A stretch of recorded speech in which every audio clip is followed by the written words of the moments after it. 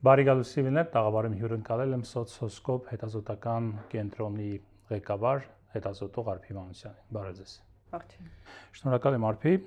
հրավեր ընդունելու համար։ Մենք ձեզ հետ զրուցելու ենք զրույցի առիթը երիտասարդության քաղաքական օտարվածության շուրջ քննարկումներն են եւ ձեր կազմակերպությունը, եթե չեմ սխալվում, իրականացրել է հետազոտություն այդ ոլորտում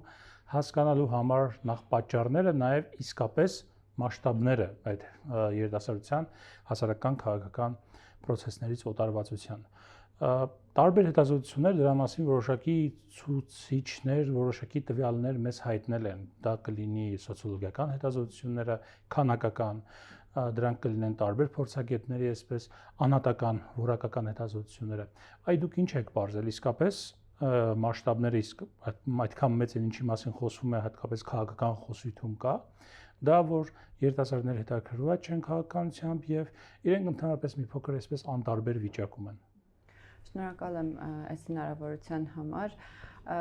Մեր հետազոտությունը որակական մեթոդաբանությամբ իրականացված հետազոտություն է, իրականացրել ենք խմբային քննարկումներ 18-ից 30 տարեկան երիտասարդների հետ Հայաստանի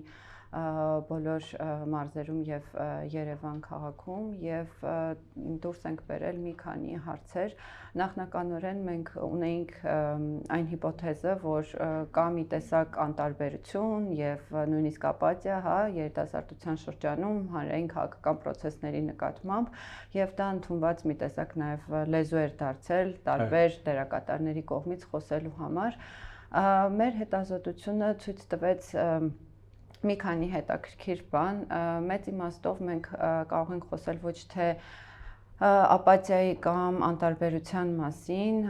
որքան անվստահության մասին քաղաքական գործընթացների, քաղաքական ինստիտուտների, ժողովրդավարության ընդհանուր առմամբ, ինչը նաև եւս շատ մտահոգիչ է մեդիայի, այսինքն ընդհանուր առմամբ ժողովրդավարական ինստիտուտների հանդեպ անվստահության, թերահավատության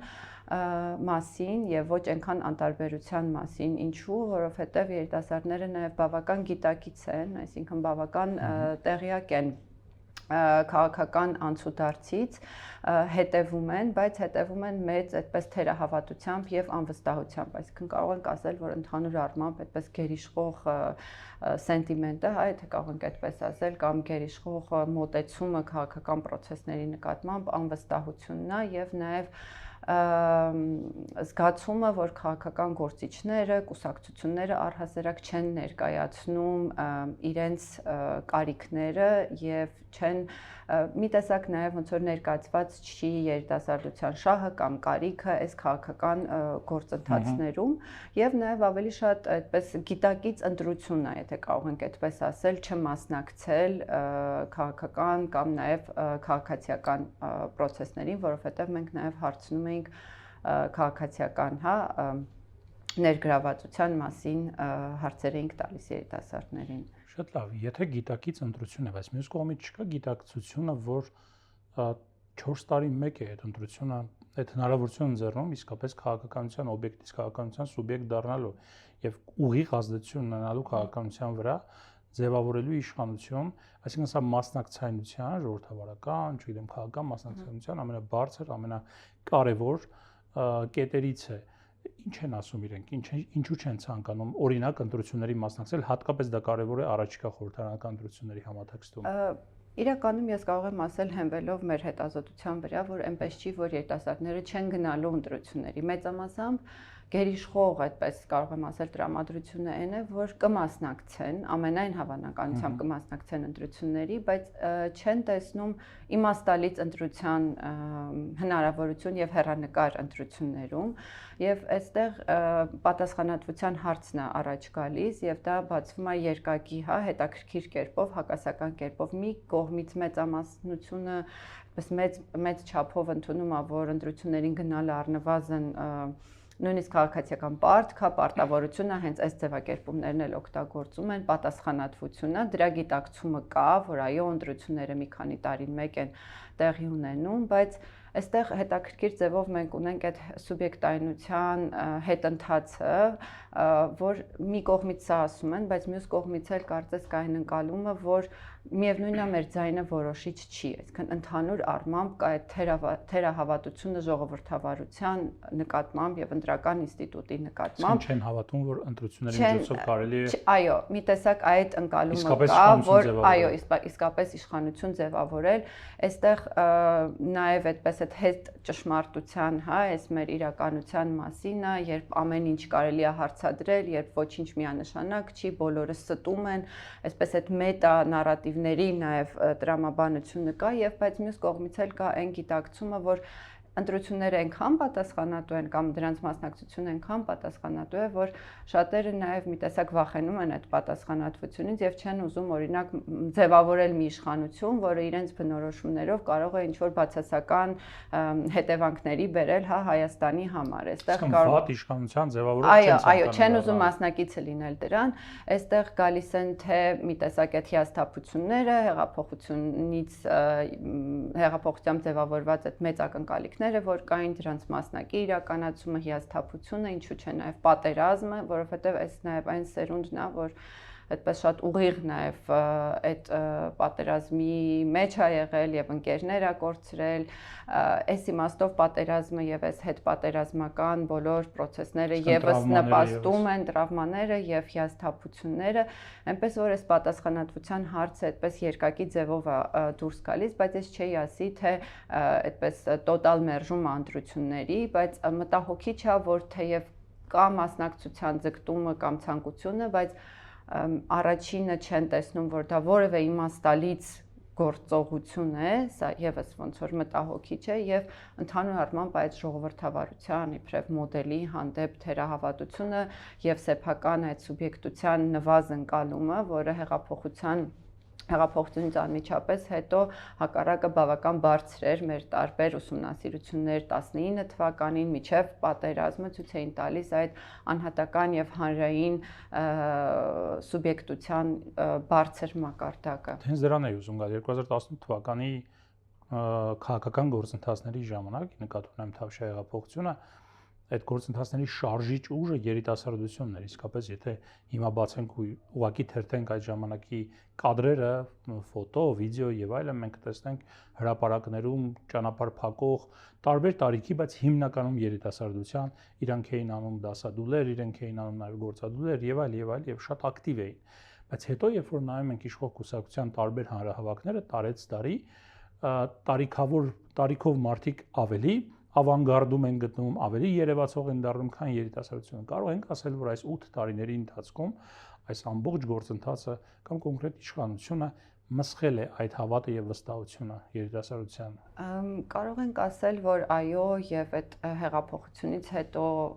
մի տեսակ այդ մեծ հանրային սպասումները, հա, արագ փոփոխությունների, դրանց չիրականացումը, պատերազմը, COVID-ը, որ նաեւ իրականում շատ փոխեց հանրային հարաբերությունները եւ ընդհանուր առմամբ նաեւ ակտիվիզմի փոփոխությունը, հա, մենք տեսնում ենք եւ ամբողջ աշխարհում եւ Հայաստանում ակտիվիզմը եւ ընդհանրապես քաղաքացիական մասնակցությունը ինքը փոփոխությունների է ենթարկվում եւ այս գործոնները այո ազդել են եւ նաեւ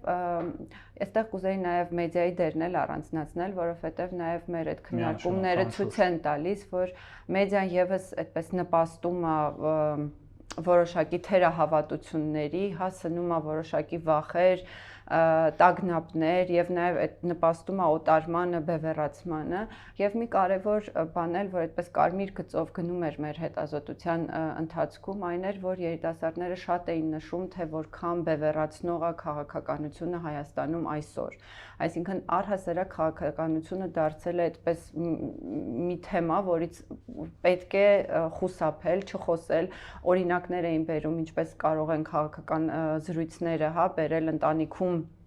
կոնֆլիկտի, ընկերների շրջապատում կոնֆլիկտի, այսինքն մի տեսակ այդ քաղաքականությունից մեծ օտարում կա, հա, ոնց որ սեփական բարօրության, ինչ որ սոցիալական հարաբերություններ պահելու տեսանկյունից եւ քաղաքականությունը ընդհանուր առմամբ ընկալվում է իբրև, ես հիմա այդպես մի քիչ լայն պատկեր եմ տալիս, իհարկե այնտեղ նյուանսներ կան, բայց լայն իմաստով մի տեսակ կեղտոտ, անազնիվ ոլորտ, որտեղ ստերեոտիպային այո, ստերեոտիպային եւ մեդիան նաեւ իհարկե նպաստում է այս նարատիվների ձևակերպման, ավելի շատ այո կարող ենք տեսնել ոչ թե այդպես ապաթիա, այլ օտարում եւ այստեղ նաեւ կուզեի ասել, որ կան նաեւ այդ սոցիալ-տնտեսական կառուցվածքները եւ սոցիալ-տնտեսական անհավասարությունները, այսինքն միայն քաղաքական գործոնները չեն, որ ազդում են, հա, մարդկանց քաղաքական ընկալումների մեջ շատ էր բարձրացնում նաև սոցիալական անարդարության հարցերը երիտասարդների շրջանում Երևան մարզեր ուրեմն այդ սոցիալ-տնտեսական հնարավորությունների տարբերությունը կրթության, ստացած կրթության եւ աշխատաշուկայի պահանջների միջև արկա հա այդ դիսբալանսը մեծ խզվածքը ցախ դիսկուրսն է ավելի շատ իրենց մոտ կարող ենք նաև այո ասել այդ իմաստով մի տեսակ նաև այս հարցերն են հուզում երիտասարդներին, բայց սրանց մասին շատ ընդունված չի խոսել, մենք ավելի շատ սիրում ենք այդ մեծ հա հարցերի մասին, նաև շատ են խոսում ինֆրաստրուկտուրայի մասին,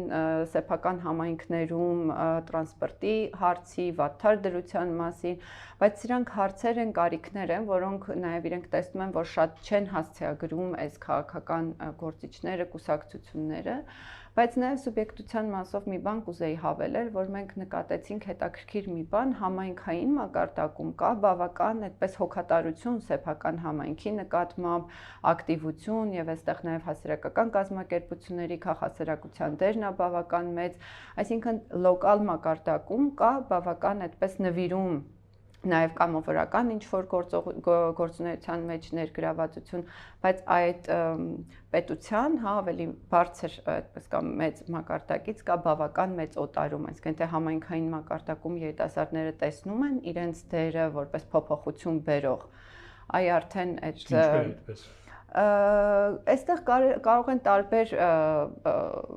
ֆակտորներ լինել։ Որտեղ ճանաչում են անմիջական իրենց համայնքը։ Ավելի փոքր է համայնքը, ավելի իրենց նաև բերած փոփոխությունը տեսանելի, ավելի շոշափելի է եւ նաև կա որոշակի համայնքի հա սոցիալական կառուցվածքը եւ հարաբերությունները, որտեղ իրենք տեսնում են ավելի վստահության այդ ցանցերը ավելի շատ գործում են, իսկ իշխանությունների, այո, եւ պետության հետ հարաբերությունները այս իմաստով ավելի օտարված են։ Հասկանալի է, տեսեք, երբ որ ուսումնասիրում եք, հա, ֆոկուս խմբերը եւ այլն, Երևանում եւ մարզերում տարբերություն տեսնում եք ընկալումների տեսանկյունից, քաղաքականությունից, օտարվածության եւ այլն, եւ նույն այդ երիտասարդների խմբերի մեջ, հա, ասացիք, մինչեւ 30 տարեկան, այսպես տարիքային խումբն եք ուսումնասիրել, այդ խմբերի մեջ էլ տարբերություններ կային, թե չէ, մոտավորապես նույն մոտեցում ունեին բոլորը։ Ոչ, տարբերություններ բնականաբար կային եւ նույնիսկ այդ տարիքային ինտերվալը այդքան մեծ չի, բայց միևնույն է 18-ից 30 տարեկան մենք հատուկ նաեւ հրավիրել եւ ներգրավել էինք երիտասարդների, ովքեր առաջին անգամ պիտի գնային ընտրությունների, դեռևս ոնց որ դպրոցում էին սովորում, հա, բայց ոնց որ առաջին անգամ ընտրողներ էին, իհարկե քաղաքական պատկերացումները շատ տարբեր են, օրինակ 23 ավել, հա, այդպես երևի կարող ենք կատեգորիզացնել, մի քիչ ավելի լավ են պատկերացնում ընդհանուր քաղաքական դաշտը, 30-ին մոտը առավել լավ գիտեն, առավել երիտասարդները իհարկե նաև իրենք են նշում, որ գիտելիքի պակաս ունեն, հա, որ քաղաքական գործիչը ով է եղել, ինչ հետագիծ է անցել, այսինքն նաև այս ինֆորմացվածության հարցը կա, թե եթե շատ կոպիտ ձևակերպենք, ով է, ինչ ճանապարհ է անցել, սա թե ոնց որ կարևորվում է, բայց քանի որ նաև կա անվստահություն մեդիայի նկատմամբ, մի տեսակ նաև չգիտեն թե որտեղից, որ աղբյուրներից հա այդ ինֆորմացիան ստանան, որ վստահելի լինի, այս իմաստով բավական անհենարան դրություն է, հա, մի տեսակ չգիտեն ումից կարճեն, ում վստահեն, ինչ անեն, մի տեսակ այդ չեզոքության եւ օբյեկտիվության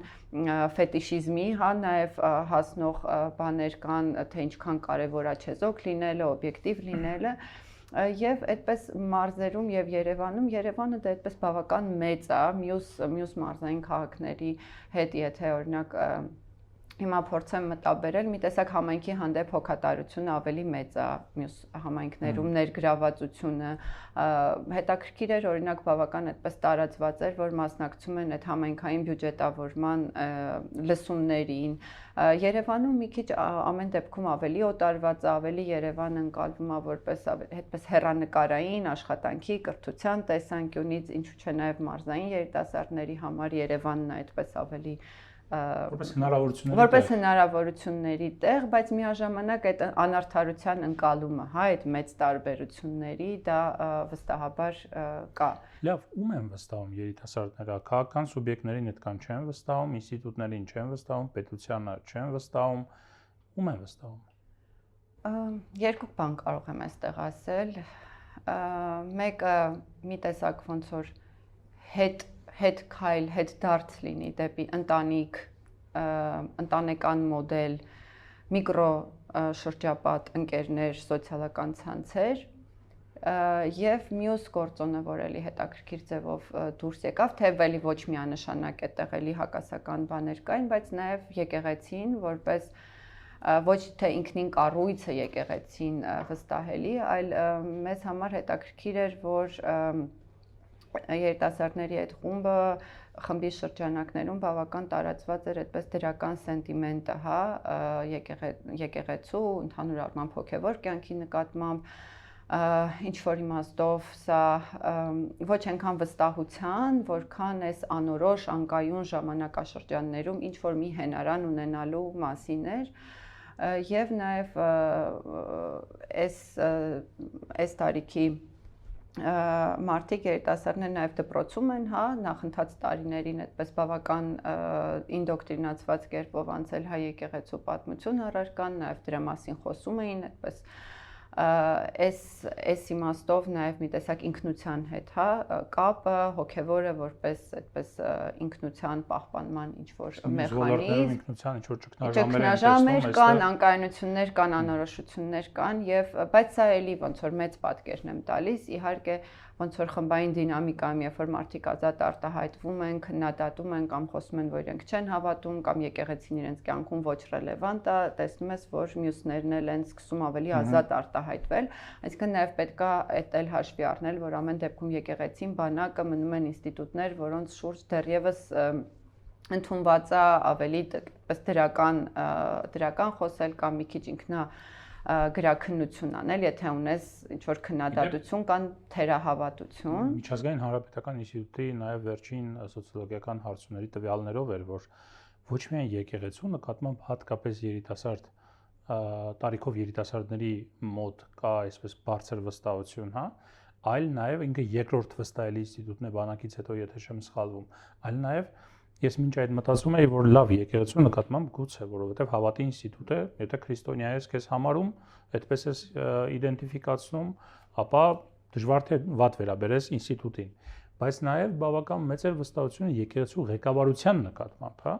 դուք տեսաք դա որակական քննարկումների ժամանակ։ Այդ հարցը անկեղծ ասած առանձին չենք քննարկել, բայց մի քիչ ավելի հակառակ պատկերն ենք նկատել անուղղակի կերպով, հակառակ ավելի շատ դուրս էր գալիս, որ ոնց որ կա գիտակցումը, որ վերնախավ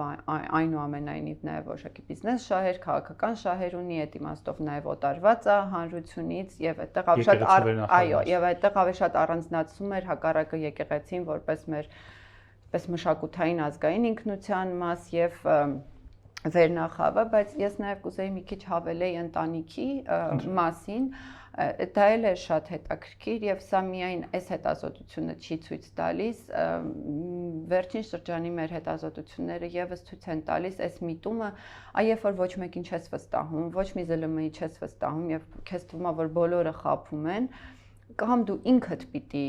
ինքդ քեզնով վերլուծես, այս հենց այս ձևակերպումը շատ տարածված է, որ մենք հարցում ենք, բա ինչպես ես իմանում, որ այս կամ այն նորությունը, օրինակ ճշմարիտ, դա ինքդ քեզնով պիտի վերլուծես, այսինքն մի տեսակ շատ այդ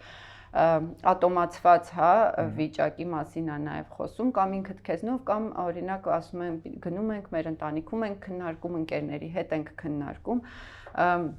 Սա էլի հետաքրքիր ձևով, երբ որ մենք տեսանք ոնց որ հեղափոխությունը հակառակը ոնց որ ընդլայնեց այդ հանրային ոլորտը, հակառակը ինքը ընտանիքներից դուրս մի բան էր, փողոցներ էր ներառում, ինքը այդպես քաղաքականության, ինստիտուտի ժողովրդավարության մասին էր, հիմա այս անորոշությունների, ընդհանուր անվստահությունների համատեքստում ոնց որ ընտանիք, միկրոշրջապատ, այդ ոնց որ հետ գնալը, այդ փոքր հանրույթներ, որոնց դու ճանաչում ես, որոնց հետ ունես անմիջական փոխառնչություն, դրանք ստուգելի են, դրանք կայուն են քեզ համար, հա, ինքնության տեսանկյունից ճշտելի են եւ հարաբերելի են, սա եւս կարծում եմ հետաքրքիր հարց է եւ այդպես հավելյալ խորացնելու